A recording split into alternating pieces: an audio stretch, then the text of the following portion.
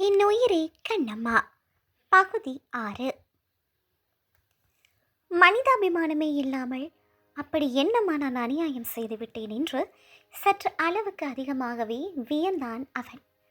அவனது பாவனை அவளுக்கு மேலும் சினமூட்டியது. ஆத்திரம் அறிவின் எதிரி என்று உள்ளூர கூறியபடி அதை அடக்கிக் கொண்டு இந்த இடத்தில் இப்படி ஒரு தொழிற்சாலையை தொடங்குவது எந்த வகையில் மனிதாபிமானம், ஏன் மனித தன்மையே எப்படி ஆகும் என்று நிதானமாக கேட்டாள் பாரதி. ஏன், அதில் என்ன தவறு? கர்நாடகம் கைவிரித்தால் காய்ந்து போகும் பூமி இது.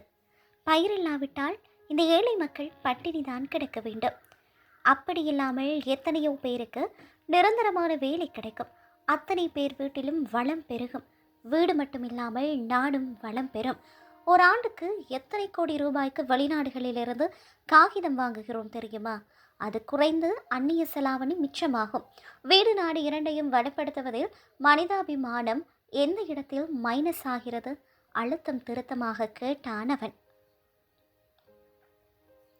சற்று திகைத்துவிட்டு, பெரிய பண்ணையாளர் பண்ணை வீடு பற்றி உங்களிடம் சொல்லவில்லை என்று அவனை கூர்ந்து நோக்கியபடி கேட்டாள் அவன்.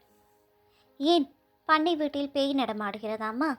சிறு கேலி இலங்க தொடங்கியவன் அவளது முகம் கடுப்பதை காணவும், ஏதோ 2-3 பிள்ளைகளை தாயுமானவர் அங்கே தங்க வைத்திருக்கிறார், விரைவில் காலி செய்து தந்து விடுவார் என்றும் கூறினார்.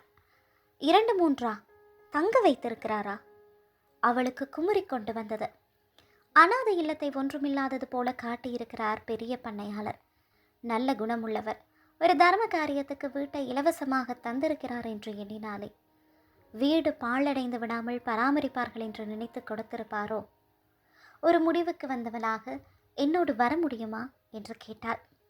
சந்தோஷமாய் என்று கண்ணால் சிரித்தபடி தலை தாழ்த்தினான் அவன்.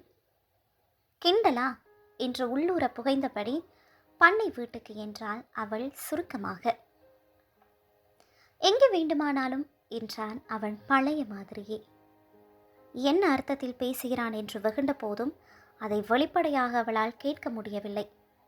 கேட்டாலும் வெகு எளிதாக கண்ணிய போர்வை போர்த்திவிடக்கூடிய வார்த்தைகள் தானே அவை. ஆனால் இதை இலகுவாக எடுத்து அவனோடு இணைந்து நகைக்கவும் மனம் வராமல், பண்ணை வீடு தவிர வேறு எங்கும் உங்களை நான் அழைத்துச் செல்வதாக இல்லை, போகலாமா என்று கண்டிப்பான குரலில் கூறி மீண்டும் திரும்பினான். ஆனால் அவனது கை ஹேண்டில் பாரை விட்டு நகராது இருக்கவும் சினத்தை விழிகளில் காட்டியபடி அவனை அன்னார்ந்து பார்த்தாள். அன்னார்ந்துதான் நோக்க வேண்டியிருந்தது. இவன் ஏன் இவ்வளவு உயரமாயிருக்க வேண்டும்? கோப பார்வையை கூட சரியாக பார்க்க முடியவில்லையே என்று அதையும் பிழையாய் அவன் மீதே சாட்டி அவனது கையை முறைத்தாள். வெகு பணிவாக காட்டி கையை எடுத்தவள், என்னையும் சேர்த்து சுமக்க உன் சைக்கிளால் முடியுமோ என்னவோ, அதைவிட உன்னோடு உன் சைக்கிளையும் சேர்த்து இந்த மாருதி ஜிப்சி சுமக்கட்டுமே.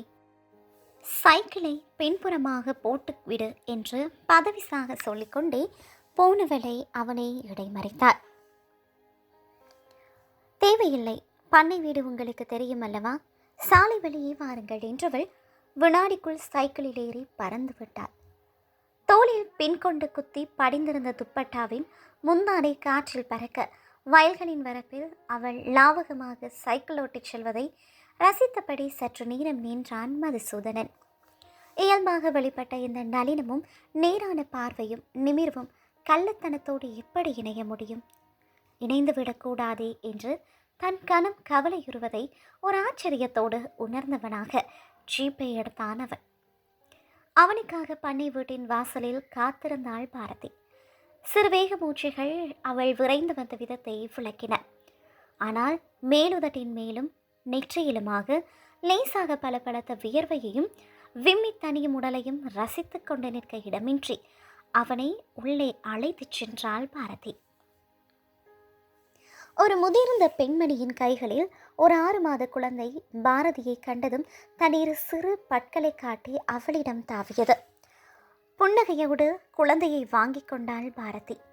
இரு முகமலர்ச்சிகளும் மனதை குளிர்விக்க குழந்தைக்கு விளையாட்டு காட்டும் விதமாக கையை நீட்டி சொடக்கு போட்ட மதுசூதனனுக்கு சட்டென ஒரு மாதிரியாகி முகம் சுண்டி போயிற்று. குழந்தையின் அருகாக அவன் கையை நீட்டியிருந்ததை விடவும் அதிகமாக அவள் பின்னடைந்திருந்தாள். இந்த பெண் அவனை என்னவென்று எண்ணிக்கொண்டாள்?